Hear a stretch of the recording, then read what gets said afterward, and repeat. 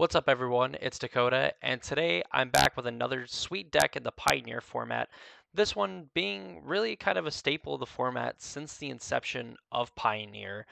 It's a deck that gets to play a lot of the sweet multicolored spells of the format and just kind of get to have its hand in beating a lot of the best decks in the format, especially if you're not necessarily prepared for it. So, without further ado, and without much more delay, as I continue to delay, let's look at the niv-to-light deck in the Pioneer format. Hope you all enjoy.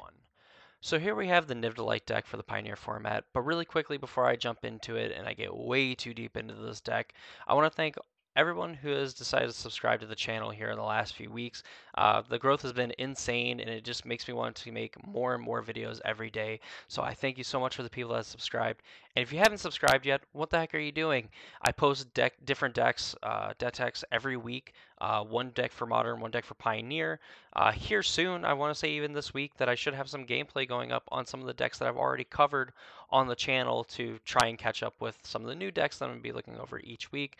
And of course, tons of other projects coming in the near future. So you definitely want to subscribe, ring the bell as well, so that you get notifications when a new video goes up. And stick around so you can figure out all the sweet new projects that hopefully can come to fruition by the end of this year.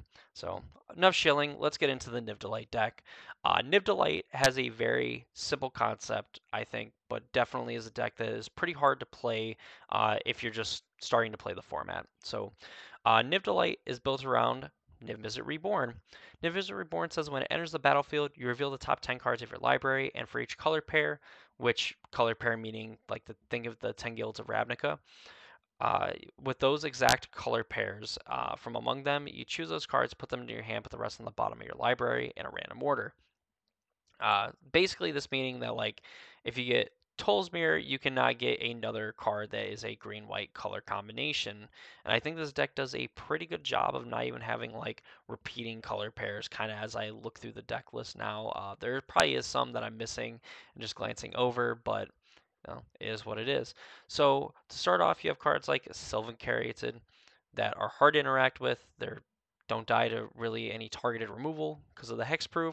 An O3 body is pretty good at blocking some of the 1 and 2 power creatures from like the mono red decks, some of the other like aggressive beatdown decks, and adds a mana of any color to your mana pool, which obviously helps fix the mana massively when you're casting all these like cards that are 2-3, and in case of like niv-mizzet and Omnath, 4 and 5 color cards. Valky is an interesting one, and we'll actually end up jumping down to the spells, the other spells in the deck, as to why this card's in here. So Valky is also Tibble Cosmic Imposter, and due to a quirk in the rules, this card ends up being exceptionally better when you have this card called Bring to Light. Bring to Light says you search your library for a creature, instant, or sorcery card with mana value less than or equal to the number of colors spent to cast the spell. You exile that card and then shuffle it, and you may cast that card without paying its mana cost. You would think because Tibble Cosmic Imposter is 7 mana, you can never cast the said card from Bring to Light. Well, that's not how the rules work, apparently. As long as you spend 2 colors of mana, the green and blue, to cast the Bring to Light, you can go get Valky, and it'll let you cast Tibble Cosmic Imposter. So essentially, on like turn 3 or turn 4, depending on your draw, you could be casting a Tibble Cosmic Imposter with the help of Bring to Light. Valky itself is an alright card. It's not going to turn heads or anything like that. Tibble getting a 5, potentially 7 loyalty Planeswalker that is just going to let you get tons of card advantage because it gives you an emblem that says you may play cards exiles with Tibble Cosmic Imposter and spend manas or and a mana of any color to cast those cards. Not like that we would have a problem casting it with all these triomes and new Capenna triomes that we have. Keep going down. We have Selfless Glyph Weaver. Now, as far as I know, you cannot grab these cards with niv-mizzet, even though like one side is white and the other side is black. The front half, Selfless Glyph Weaver, you can exile it and creatures you control gain indestructible until end of turn. The other side is basically a wrath. You choose a creature or planeswalker, and then you destroy all the other creature or planeswalkers. I don't think that you're really casting Deadly Vanity, but it is an option with all the color fixing that is in this deck. Glyph Weaver obviously getting to protect a lot of like your other creatures and things like that to push through damage, especially against like the blue-white control decks that have their uncounterable wraths. Unmath Locus of Creation would almost be a mistake not to play in a deck that is capable of actually casting this card. Enters the battlefield, draws a card. A little bit worse because there isn't a card like Fable Passage in here, so you won't be able to like really stack huge land drops and stuff on it. But you know, you do have ways of putting extra lands into play like Growth Spiral, so you will have times where you can trigger the mana ability on it to then be able to cast more and more spells. Obviously, can help you cast like niv-mizzet 2 in a pinch if you're able to chain some lands together.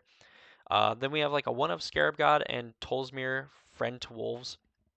Scarab God was a standard all-star, literally one of the best deck or one of the best creatures in standard, and probably one of the best cards for the best deck in the format at the time. Says at the beginning of your upkeep, each opponent loses X life, and you scry X, where X is the number of zombies you control. And it can essentially exile creature cards from graveyards, and you make a copy of it, except as a 4/4 zombie, which then contributes to its ability, triggering at the beginning of each upkeep. When it dies, you return to its owner's hand at the beginning of the next end step. So it's a threat that is very hard to deal with, in the sense that like you just get it back every other turn, and with the amount of cards that you're drawing with niv-mizzet and the impact that a lot of these cards have, you have things to do in between turns of casting the Scarab God. Tolsmir, Friend of Wolves, on the other hand, as I think specifically for a lot of the aggro decks, just because it makes a 3/3 wolf creature, and then when it enters the battlefield, you gain 3 life and it'll fight a creature. Um, Obviously, getting to like get this back with Scarab God is like absolutely nuts. It is awesome. The wolf won't be a zombie, but having Tolsmir upgraded to a 4/4 and then having a 3/3 that will gain you 3 life and kill another thing, that's a huge swing. Even if you just get to cast it once. There is one Planeswalker in the deck. It fills out the Boros colors. Nahiri. Nahiri's ultimate lets you look for an artifact or a creature, put it onto the battlefield. Uh, Obviously, you're probably getting Niv-Mizzet some amount of the time. It does get haste, and it does get returned to your hand. So Niv-Mizzet's going to get to draw you 3, 4, 5 cards. Hit your opponent for 6, return back to your hand. On the next turn, you just get to play it and draw more cards. This deck is a huge value engine. Nahiri can also answer some aggressive decks by exiling tapped creatures. Gets to do the same thing for artifacts, and then there's no restriction on enchantment, just gets exile enchantment. Can also dig through your deck to help you find, and hit land drops till you can actually cast your big, beefy, multicolored spells. Speaking of spells, we have the rest of the deck. You have Abrupt Decays, Dreadbores, Growth Spirals, and Vanishing Verses being your kind of 2 mana interaction of choice. Obviously, all these kind of have like their spots and everything, but of note that they do kind of deal with some of the aggressive decks really easily. With Abrupt Decay, Dreadbore, Vanishing Verse getting to hit just about any creature or like really any like threatening permanent in the format, um, for very efficiently, at 2 mana. We have Growth Spiral, obviously not answering any threats on its own necessarily, but getting to ramp you up to 4 mana to play like an Omnath on turn 3, which can lead to a Niv-Mizzet on turn 4, which is kind of the name of the game, just getting these big guys into play as early as possible and just getting to generate tons of value. In the 3 mana slot, we have Deafening Clarion and Kolaghan's Command. Deafening Clarion just getting to be a super efficient board wipe. They can also give your creatures lifelink, and again, when you have all these big creatures, just being able to wipe away your opponent's small creatures, give your creatures lifelink. If you're not swinging for a game, you're making it very, very hard, I would say damn near impossible, for them to win the game when you're sitting at 30 life and they have no board staring down an Omnath, a Niv-Mizzet, and a Scarab God. Kolaghan's Command can actually rebuy some of your one-ofs like in your graveyard. Like you can rebuy like Scarab God if you really need to do that. Or if you like miss the trigger, like you can bring it back. Tolsmir, getting to rebuy it, especially in like the aggressive matchups, can be very good. Also having just 3 other relevant modes, can shock something, destroy an artifact, or make a player discard a card. If you're into discarding cards yourself, just as you don't want to discard a hand size, I will not judge you for that. That is what we call a baller play. Two cards of note that we have not gone over yet that aren't actually multicolored, besides like the Glyph Weaver and the Sylvan Caryatid. We have Shadow's Verdict and Extinction Event. Extinction Event makes you choose odd or even, and you exile each creature with converted mana cost of the chosen value. Shadow's Verdict essentially exiles all creatures or planeswalkers with a converted mana cost of 3 or less from the battlefield, and all creatures and planeswalkers converted mana cost 3 or less from all graveyards.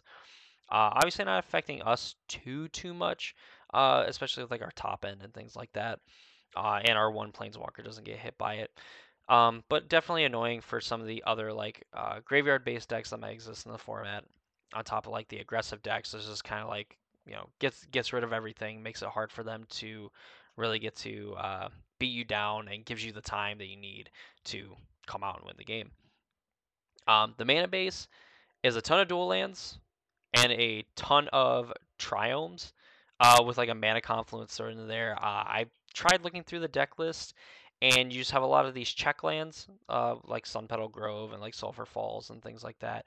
You have the shock lands in Steam Vents, and then of course your triomes or like the mob bosses like Gardens and stuff like that. Like their lands all have the basic land types, so then your check lands get to come into play untapped, and of course you have some number of basic lands for the Field of Ruins and things like that.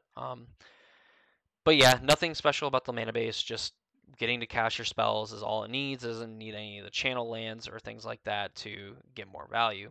The sideboard, there's some more multicolored cards. Yasharn, Implacable Earth, Implicable. I don't know. It's a big boar elemental thing. Um, you can search for a forest card and a basic plains card, and you get to put those into your hand, so you get to guarantee land drops. Also, probably why this deck plays a forest and the plains in the main deck, so you can actually search for it. The more important thing is that your opponents can't, or players can't pay life or sacrifice non-land permanents to cast spells or activate abilities. Can definitely host some like the sacrifice decks that exist in the format. Sirach Dragonclaw. I have no idea why this plays this card. Obviously, it's a 5 mana 6/6 flash uncounterable. Your creature spells can't be countered, and your other creatures have trample. Um, it's obvious like why this card's like in the deck. It's just crazy that like this is the most efficient thing to do with it. Even though I just said probably like 15-20 seconds ago that like it doesn't make sense why this card's in the deck. It's just really sweet. It really caught me off guard, like when I first saw it when I was looking through the deck list. Teferi Hero Dominaria. First off, awesome art. One of the best planeswalkers, essentially like a 5 mana planeswalker that's an honorary 3 mana planeswalker, because most of the time it gets to untap lands, you get to protect it, and then you just kind of snowball from there. Notion Thief, really sweet. Thought it would only show up in Commander Pods. I have no idea why this card's here. Apparently, if you just want to get people trying to draw extra cards and stuff like that, Notion Thief will have you draw the cards instead. Mystical Dispute, cheap interaction. Obviously, we can't get it with like niv-mizzet or whatever, but drawing 18 cards with our dragon is not always the most important thing. Sometimes we just need to make sure our spells resolve. Voice of Resurgence, probably another card that comes in like against the control decks. Same with like the Mystical Disputes and stuff. Voice of Resurgence was great and all-star in its standard format. Was great in modern, fell off a cliff, and now with Pioneer, it's kind of made a resurgence as one of the best 2 mana creatures that you could play in the format, especially where like Azorius Control is at its best. So definitely a great card, a card that I would not replace in the deck.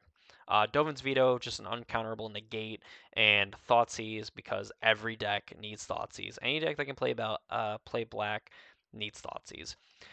And that's the Niv deck. There's a lot of intricacies with the deck. Obviously, just gets to play kind of a lot of like the best multicolored cards at any point in Pioneer's history. Like all the sets that are legal in Pioneer, and with having the benefit of having 2 Ravnica sets built into Pioneer, I mean this deck is probably as good as it can possibly get. Obviously, there's always going to be more multicolored cards printed. I see Niv to Light being a deck that always stays relevant. It might just be one of those decks that, like in modern with like Titan and stuff, maybe not to that degree, but, just kind of sticks around forever. It has a dedicated player base. People love playing this deck. Niv-Mizzet is a fun card to play. I guarantee you just about every person that you've ever met or any person that just like would plays Magic will probably have to read niv-mizzet Reborn, and that's all we ever want is just a bunch of readers in the feature match. So that's going to do it for this video of Nib to Light. My analysis, play the deck. It's a lot of fun. I don't think it's by far the best deck in the format. I think it's probably solidly like a tier 2 deck at the very worst. But it is a lot of fun to play it, and I've seen people that played it, and they have a lot of fun. And if that's your thing, while also having a deck that is pretty competitive, that you can just catch people off guard with this, that then I recommend playing this deck. It's awesome and it's sweet. But that'll do it for me in this video. I hope you all enjoyed. If you have not subscribed to the channel, please subscribe to the channel. There are some great things coming in the near future, and hopefully in the not too far off future. So be on the lookout for that kind of stuff. And yeah, hope you all enjoyed the video. Hope you guys enjoyed the deck. Maybe I'll have a video with it at some point. Who knows? Thank you all for watching, and I'll see you all in the next video.